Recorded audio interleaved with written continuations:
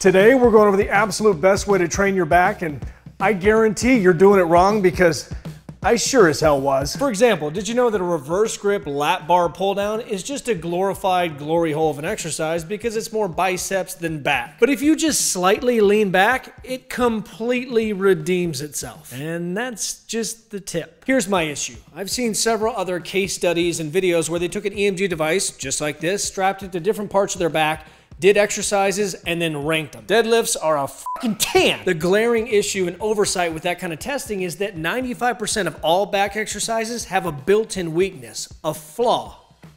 Your biceps. In their haste to develop their back to a point that they look like a goddamn shit. I ordered the wrong size. I'm starting to cut my tail. Not bad. None of these people weighted the effectiveness of an exercise in comparison to bicep activation. So that's exactly what we're going to do today to figure out what exercises are actually the best. And even more important than that, how to tweak your form to make a good exercise even better. I am excited. So let's start this off by going through some common exercises that everyone does when they train back and seeing if they are truly any good. And if they do suck, if there's changes we can make to the form to redeem them. Starting out with one arm rows. And I know some trainers would have you believe that this is a highly dangerous exercise and these things are giving out hernias like hotcakes, but that's not the case. It's actually a great exercise depending on how you do it. After a disgusting amount of testing, there's one thing I know for sure. You can definitely make this exercise better. If we look at traditional form, the kind you'd see any impressionable chode at the gym do, where they grab heavy weight with the neutral grip pulling straight up, when I tested it, 34.8% more activation out of the lat than out of the bicep. Not bad. Just to make sure you understand the percentage, we're looking at an exercise taking the mean activation of the lats, comparing that to the mean activation of the biceps, and that gap in between is the percentage we're talking about. The larger it is, the better the exercise is at targeting your lats. Welcome to math, bitch. But one thing I've always thought to be true, just based upon my own anecdotal bullshit, is that if you keep your elbow in a fixed position and you row in more of an arc-like motion, that you're gonna be able to isolate the lat more. And that's because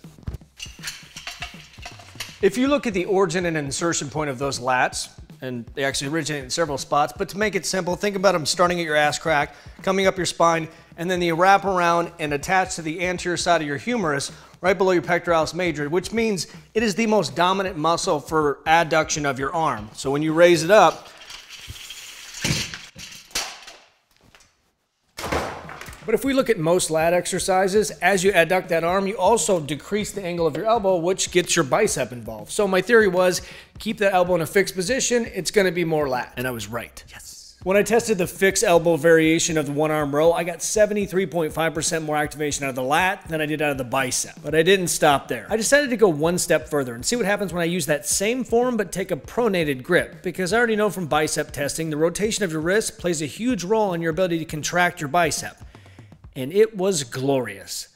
94%. That is the way you should always do them. Again, I'm shocked and disappointed that nobody told me this shit back when I was 14, so I didn't waste my entire life. Next up, let's go over lat pull downs, because from what I found, each attachment as well as grip you take has a different level of difficulty, meaning that some are harder to keep out of your biceps than others. Traditional wide grip pull downs are the toughest to screw up. You can give this exercise to any gym noob and tell them don't come back until you cure yourself of imaginary lat syndrome, and as long as their hands are wide enough, that way when they pull down, they don't break 90 degrees with their elbow, so it's harder to flex their biceps, and their chest is nice and tall, so their shoulders are in external rotation, not internally tipped forward, they're gonna pull through. Regular lat pull down, 63% more lat than bicep. The form that I like to do, which is more of a pullover, 71%. Next up, V-bar handle. And it's not horrible, but it's not great. And it makes sense the more you think about it. If you look from the side, the angle of your elbow decreases at a greater rate than the angle at which your lat can adduct your arm, and just puts that bicep in a better position to take over and screw things up. The only thing that saves it is the fact your hands are in a neutral position. That way your short head has a harder time jumping in, screwing things up, and it usually is the short head that does,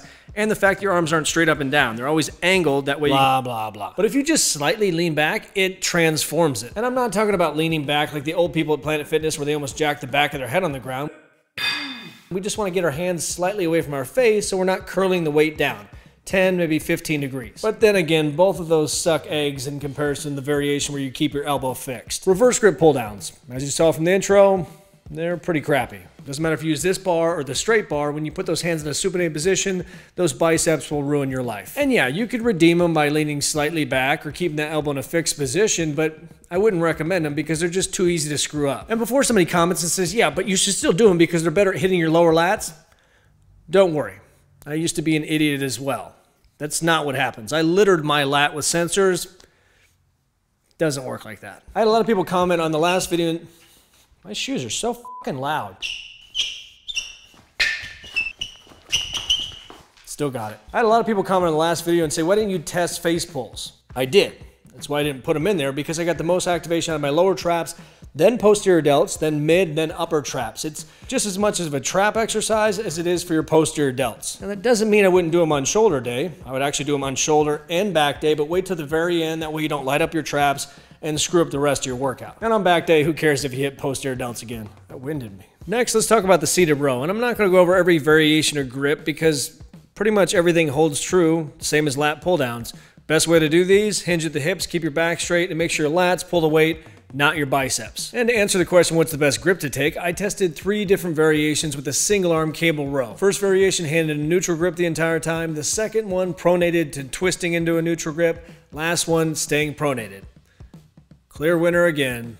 I don't know if this is interesting to you guys, but I've been doing it wrong a long time. Like a long time. It's fascinating. If you put all the information together, then the best seated cable exercise you can do for your lats is this one, by a lot. I should note that you can actually get away with any grip you want as long as you keep that elbow in a fixed position.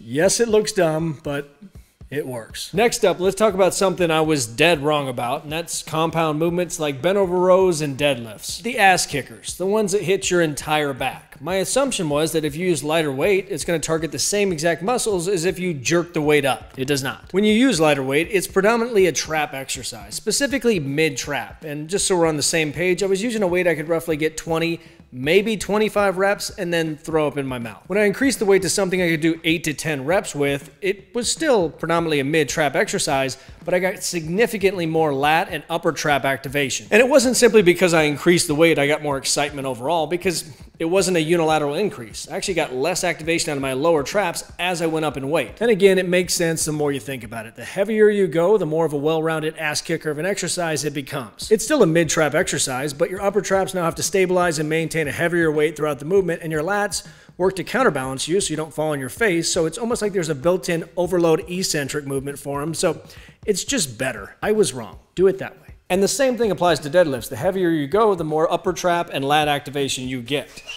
Another thing I had to check my ego on is how you do those bent over rows, and not grip. Supinated sucks, don't ever do those. Pronated wins every time. What I'm talking about is the angle of your body. I'm sure you've seen somebody at the gym do them when they're almost standing straight up. I'd love to just stare at them across the gym and giggle because I hate them so much. Well, we can actually learn something from it. Because when I tested it, when you're more straight up, it actually turns off your lats and turns on your upper traps.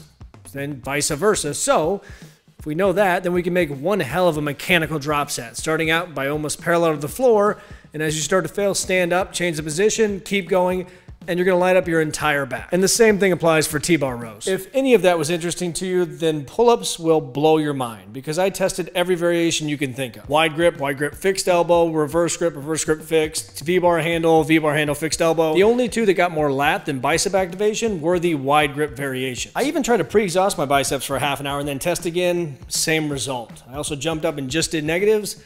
That was worse. I also hired a lady to come because maybe I'm just too chubby, but she got more bicep activation than lat on every variation she did. Now, does that mean you shouldn't do them? No. To me, it just means you have to be thoughtful of how you program them in your workout, because there's no way around it. You're gonna hit biceps while you're doing them, so just put them at the end of the workout, because it's much more than a lat exercise, but it is interesting to know how much those biceps get involved during most pull-up variations. I mean, I guess if you're 130 pounds and you never train legs, then you probably could isolate it more to your lats.